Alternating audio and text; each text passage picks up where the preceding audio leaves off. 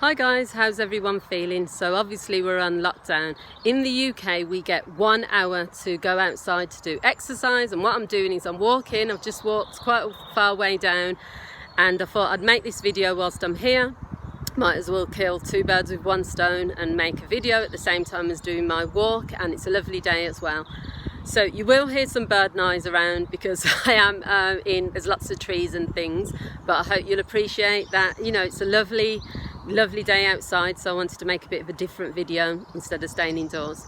So what I want to talk about in this video is 5 reasons why we get involved with the wrong person. Now I'm sure lots of you are going to be able to comment on this, you're going to be able to relate to it, because I know personally that I've made some mistakes when I've chosen the wrong person to date, and I understand and recognise the reasons I've did this, but nonetheless there are lots of times where we make unconscious decisions to be involved with the wrong person, and it's good to identify why so that we can not make those same mistakes again.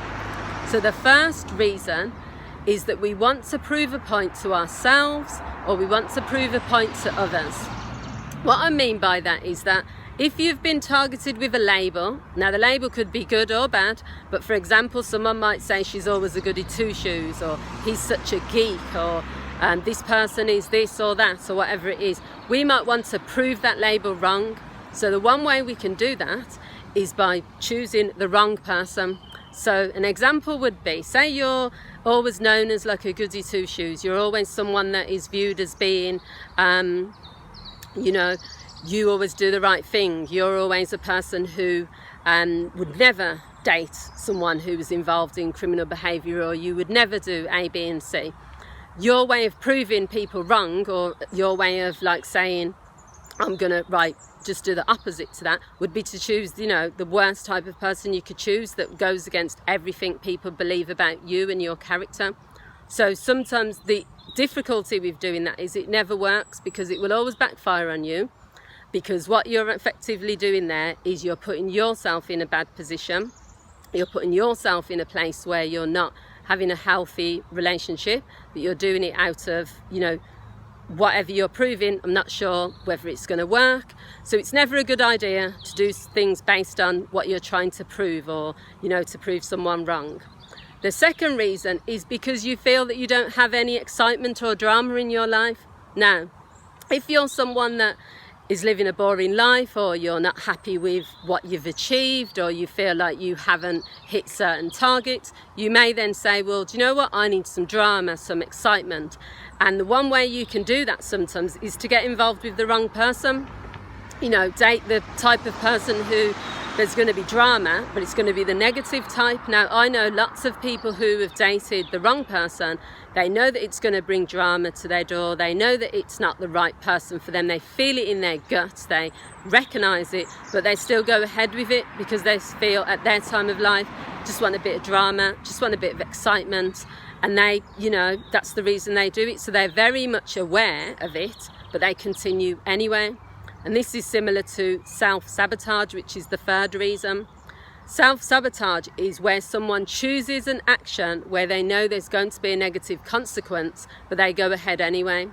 So if you know that the person you're choosing doesn't want a relationship, treats women badly, or even men, you know they're the wrong person, you would never go near them normally, but you're doing it anyway. It could be because deep down you know that it's not going to work. You know that they're the wrong person, but you have a fear of being in a natural, loving, good relationship. So you're self-sabotaging by choosing this person because you know it's not going to work. Now, the difficulty with that is the self-sabotage is only going to affect you. It's not going to affect them.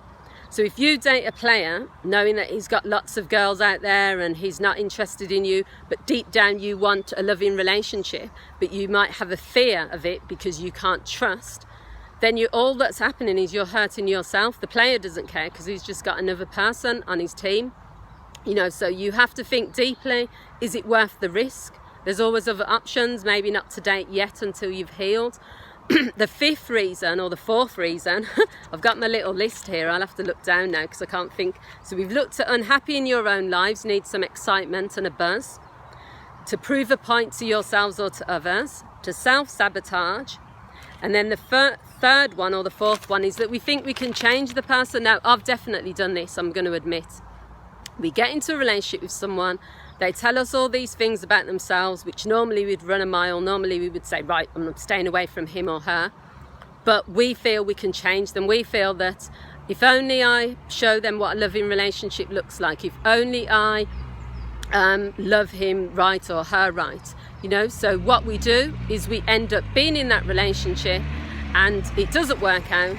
But what we're saying is that our perception is that we're going to change the person. It's the same as when you date someone and you say that they have potential.